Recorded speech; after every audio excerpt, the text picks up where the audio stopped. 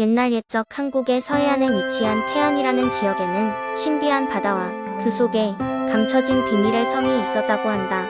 태안 해변은 백사장이 넓게 펼쳐져 있고 맑은 바닷물이 일렁이는 아름다운 곳으로 많은 사람들이 찾는 관광지였다.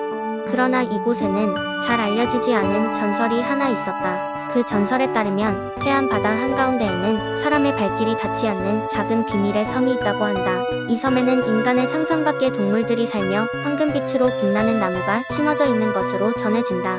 이곳의 전설은 이 지역에 오래전부터 살던 어부들이 잔잔한 바다 위에서 이상한 빛을 발견한 날부터 시작되었다. 어부들은 밤새도록 그 빛을 따라가 보았지만 바다 한가운데에서 이상하게도 어떠한 섬도 발견하지 못하고 돌아오곤 했다. 전설에 따르면 비밀의 섬은 평범한 사람이 쉽게 찾을 수 없는 곳으로 오직 순수한 마음을 지닌 이들만이 그 위치를 확인할 수 있다고 한다.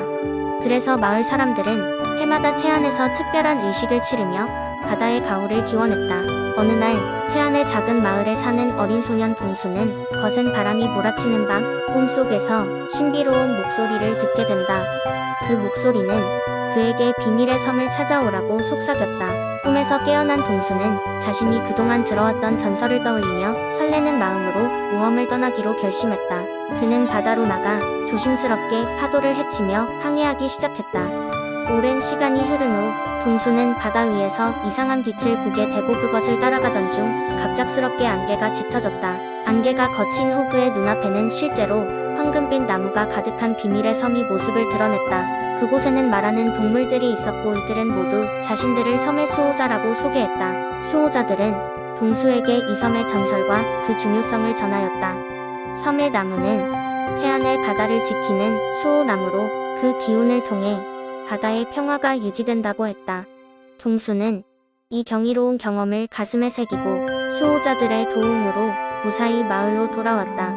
그는 자신이 본 것들에 대해 마을 사람들에게 이야기했고 사람들은 다 함께 바다와 이 섬을 보호하기 위한 노력을 기울이기로 다짐했다. 그리하여 태안의 마을은 더욱 화합하였고 전설은 전설로서 남아 오랫동안 사람들 사이에서 회자되었다. 태안의 바다는 계속해서 꾸준히 보호받으며 관광객들에게 아름다움을 선사하였다고 한다. 두 번째 이야기 옛날 옛적 한국의 아름다운 강진이라는 마을에 특별한 전설이 내려오고 있었다.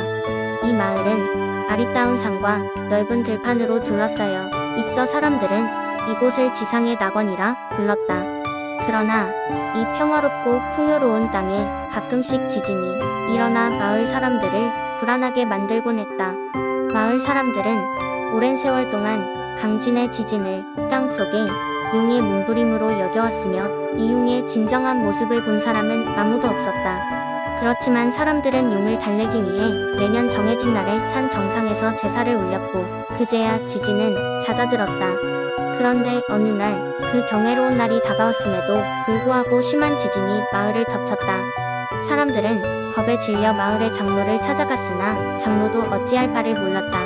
이에 용맹스러운 소년 창호가 장로를 찾아가 말했다. 제가 용을 직접 만나고 오겠습니다. 장로는 처음에는 반대했으나 소년의 용기와 결의를 보자 마침내 허락해 주었다. 장로는 소년에게 전설에 전해 내려오는 마음의 거울이라는 특별한 도구를 건네주었다. 이 거울은 어둠 속에서도 서로의 마음을 비추어주는 신비한 힘이 있다고 전해졌다. 장로의 따뜻한 눈길과 마을 사람들의 응원을 받으며 창호는 홀로 산을 올랐다. 산의 정상에 도달했을 때 땅 속에서 엄숙한 목소리가 울려 퍼졌다. 나를 불러낸 이는 누구인가? 깜짝 놀란 창호는 주위를 둘러보았으나 아무도 보이지 않았다. 그러자 용기에 거울을 꺼내 들고 자신을 바라보며 말했다. 저는 이 마을의 작은 소년 창호입니다. 저는 당신의 고통을 나누고 싶어 찾아왔습니다. 순간 거울 속에 어마어마한 모습을 한 용이 나타났다. 용은 거울을 통해 소년을 바라보며 고개를 끄덕였다. 나를 두려워하지 않는구나. 나는 수백 년 동안 이 땅을 지켜온 용이다. 그러나 나의 힘이 약해져 대지의 균형이 깨지고 지진이 일어나고 있어. 창호는 용에게 물었다. 어떻게 하면 당신의 고통을 덜어드릴 수 있을까요? 용은 창호에게 지혜로운 웃음을 보이며 말했다. 너의 눈빛에서 다른 길을 찾아볼 수 있을 것 같구나. 내가 나와 마음을 나누어 이 문제를 해결해 준다면 이 마을은 영원히 평화로울 것이다. 내가 그 힘을 너에게 맡기마. 그때 거울 속에서 찬란한 기운이 발하여 소년의 마음을 밝게 비추었다. 창호는 자신의 마음 속에서 마을의 자연과 생명을 사랑하는 열정을 다시금 깨달았다. 그리고는 말했다. 마을 사람들과 이곳의 자연이 조화를 이룬다면 대지의 균형은 다시 맞춰지고 당신도 더 이상 고통받지 않을 것입니다. 저는 마을 사람들을 설득하여 자연을 더욱 아끼고 보호하게 할 것을 약속드리겠습니다. 용은 감동한 목소리로 말했다. 그것이야말로 나와 이 땅에 필요한 것이로구나. 그 이후로 창호는 마을의 지도자가 되어 사람들이 자연과 함께 어우러지도록 앞장섰고 용은 다시금 깊은 잠에 들었다. 그날 이후로 강진 마을에서는 더 이상 큰 지진이 일어나지 않았다고 한다. 이 모든 것은 소년 창호와 용의 지혜로운 대화 덕분이었다. 이렇게 강진 마을은 평화롭게 번영하였고 창호의 이야기는 후세 사람들에게 가슴 따뜻한 전설로 전해 내려오게 되었다. 세 번째 이야기. 오래전 대한민국의 작은 마을 임실에는 신비로운 이야기가 전해져 내려오고 있었다. 이 마을은 아름다운 풍경과 다양한 농산물로 유명했지만 그 중에서도 가장 특별한 것은 바로 치즈였다. 임실에서 만든 치즈는 주변 어디에서도 맛볼 수 없는 독특한 풍미를 자랑했다. 그 이유는 무엇일까? 그 비밀은 마을 위쪽의 고즈넉한 산속 깊은 곳에 숨겨져 있었다. 마을 사람들은 그 산을 치즈산이라고 불렀다. 전설에 따르면 치즈산에는 수백 년 동안 고대부터 내려져 오는 신비한 황금 염소들이 살고 있었다고 한다. 이 황금 염소들은 매우 희귀하고 특별한 우유를 만들어냈으며 그 우유로 만든 치즈는 대단히 부드럽고 맛이 깊었다. 하지만 황금 염소들은 외부인에게는 절대로 모습을 드러내지 않았다. 오직 마을의 가장 정직하고 마음이 곧은 사람만이 그들을 만날 수 있었다. 몇 세대 전 마을에는 한 젊은 농부가 있었다.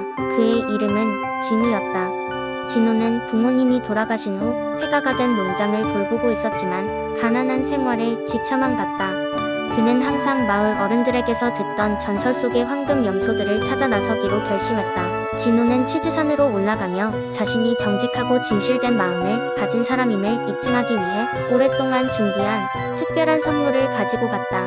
그것은 그가 정성껏 가꾼 아름다운 들꽃이었다. 드디어 황금 염소들이 살고 있다는 곳에 도착했을 때 진우는 조용히 들꽃을 꺼내 염소들에게 보여주었다. 신기하게도 그 순간 황금 염소들이 모습을 드러냈다. 그들의 리더인 염소는 버럭버럭 꾸짖거나 공격하지 않고 오히려 진우의 진실된 마음을 알아주고 그의 용기를 칭찬했다. 염소들은 진우에게 벌을 주는 대신 특별한 비법을 전수해 주었다. 항상 진실된 마음과 자연을 존중하는 삶을 살라는 것이었다. 진우는 염소들이 알려준 비법으로 우유를 짜고 치즈를 만들기 시작했다.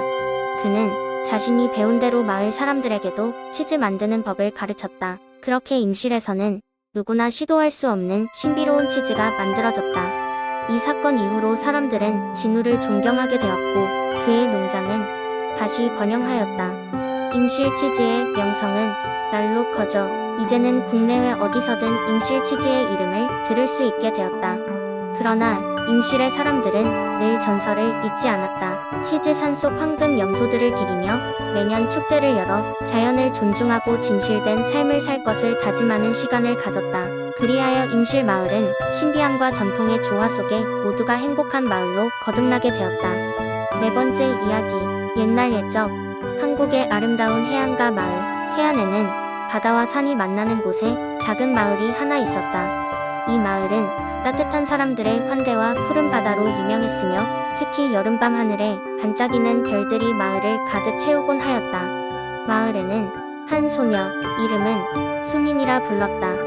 바다를 사랑하는 수민은 매일같이 바닷가에 나가 조개를 줍고 파도 소리를 들으며 시간을 보냈다. 수민에겐 특별한 비밀이 있었는데 그녀는 바닷바람과 이야기를 나눌 수 있었다. 어느 날 밤 수민은 별빛이 가장 밝은 날에 바닷바람에게 속삭였다. 왜 하늘의 별들은 언제나 저렇게 아름다울까? 그리고 왜 나는 항상 그들과의 거리를 느끼는 것일까? 바닷바람은 수민의 질문을 듣고 잠시 생각에 잠겨 있다가 부드러운 소리로 대답했다. 별들은 저마다의 이야기를 간직하고 있지. 그들의 빛은 원시대와 거리를 넘어서 우리에게 그 이야기를 전해주고 있는 거야. 하지만 그 거리감은 우리가 별들을 더 가까이 바라보길 원하게 만드는 것이지. 수미는 바닷바람의 말에 감탄하며 궁금해졌다. 그럼 내가 그 별들의 이야기를 들을 수 있는 방법이 있다면 좋겠어. 바닷바람은 미소를 지으며 대답했다. 어떤 이야기는 직접 가야만 들을 수 있는 것들이란다. 내가 별과 바다를 사랑하는 마음을 계속 간직한다면 언젠가 그 이야기를 들을 수 있을지도 몰라. 그렇게 시간이 흘러 수미는 마을 사람들에게 작은 비밀을 공유하기로 마음먹었다.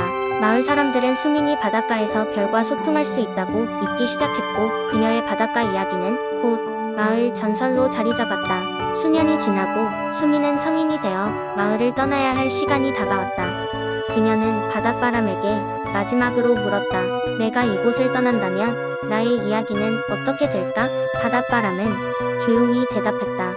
이곳에서의 시간은 내 마음속에 남아 영원히 빛날 거야. 그리고 너의 이야기는 새로운 사람들과 새로운 경험 속에서 계속될 거란다.